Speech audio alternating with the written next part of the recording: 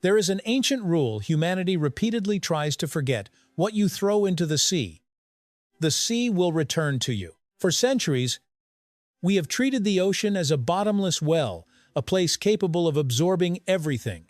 Modern society prefers not to confront wastewater, plastic debris, pesticide residues, industrial chemicals, all of it swept away by currents, disappearing from sight and with it, from our thoughts. But the ocean does not disappear. It stores.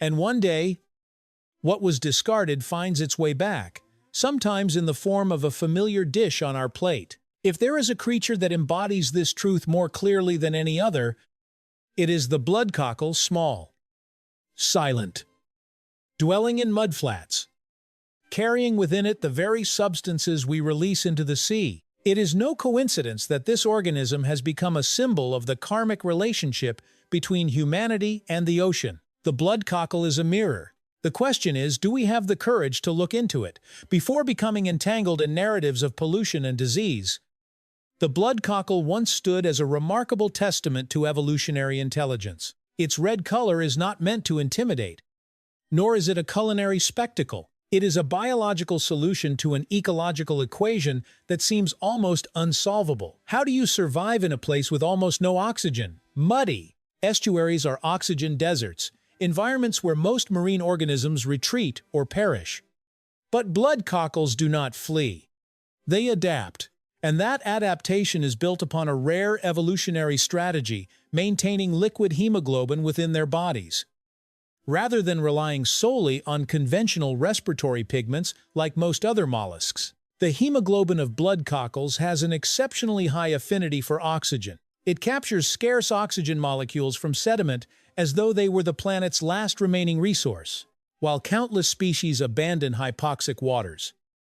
Bloodcockles transform these dead zones into private ecological niches free from competition, free from natural predators. If we look back 400 million years in Earth's history, when shallow seas repeatedly experienced oxygen depletion, we find that organisms like bloodcockles were pioneers, astronauts of low-oxygen worlds, surviving by creating their own internal life support systems. It is only when humans enter the picture that this red color begins to signal a different kind of story. In modern thinking, we often draw the ocean as an escape route. Wastewater flows from residential areas into underground sewers, into rivers, and finally into the sea. Since the Industrial Revolution, this current has functioned like a one-way pipeline. But in nature, no such one-way pipeline exists. Everything eventually returns. Follow the journey of a single pollutant molecule. It is flushed from the toilet of a high-rise apartment building. It travels through drainage pipes where bacteria thrive. It merges into untreated wastewater laden with heavy metals and enteric viruses. It reaches the river mouth, where low oxygen levels slow the natural process of decomposition. And there, finally, it encounters the blood clam. The blood clam is the terminal point of this system. It is where everything comes to rest. As a filter-feeding organism, it functions like a biological bank, retaining whatever flows through it. Not only nutrients, but also microplastics, bacteria, and viruses. In a harsh but accurate sense, blood clams have done nothing wrong. They are simply operating according to their evolutionary programming filter: accumulate, store. The only problem is that, in the Anthropocene, the age in which humans dominate Earth's systems, the inputs have changed, and blood clams have become living evidence of a truth humanity continues to avoid. We are eating what we discharge. In environmental science, there is a group of organisms known as sentinel species, warning species. They function like ecological risk meters, because their bodies accumulate pollutants over time, precisely reflecting the condition of their environment. Blood clams are among the most important sentinel species in many Asian estuarine regions. Scientists do not need satellites or advanced supercomputers to determine whether a coastal ecosystem is collapsing. They simply need to open a blood clam, extract tissue samples, and analyze concentrations of lead and cadmium, levels of nanomicroplastics, traces of enteric viruses and bacteria, residues of lead, persistent pesticides. The dirtier the clam, the sicker the sea. The more toxic the clam, the more suffocated the ecosystem. In many regions, researchers have found that pollution levels accumulated in blood clams can be 100 to 300 times higher than in the surrounding water. This reveals something alarming. The ocean is not only polluted, it is losing its capacity to cleanse itself. In other words, blood clams do not create pollution. They narrate it with terrifying precision.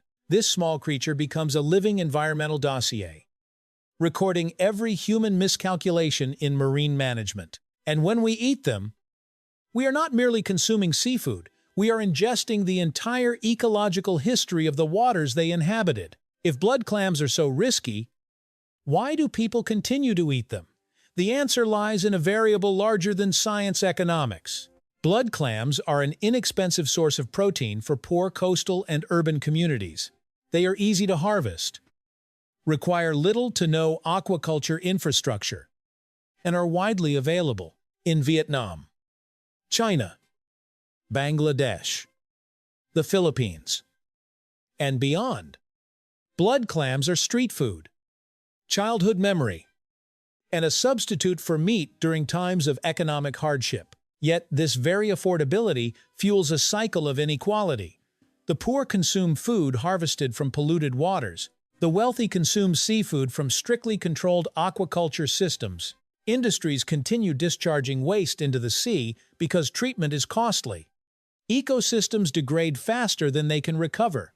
In countries such as Japan and South Korea, blood clams are still consumed, but they are cultivated under rigorous water quality controls, making them significantly more expensive.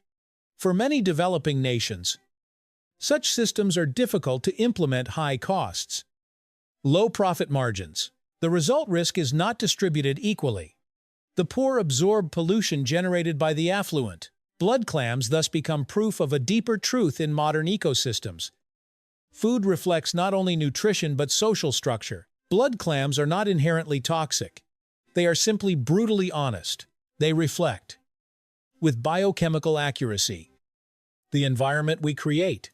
If the sea is clean, the clam is clean. If the sea is polluted, the clam becomes a reservoir of pathogens. Humans are not punished by blood clams. We are punished by the consequences of our own systems. Within every blood clam, we see a lesson about environmental stewardship, a warning about the fragility of our food systems, and a mirror reflecting how we treat the ocean.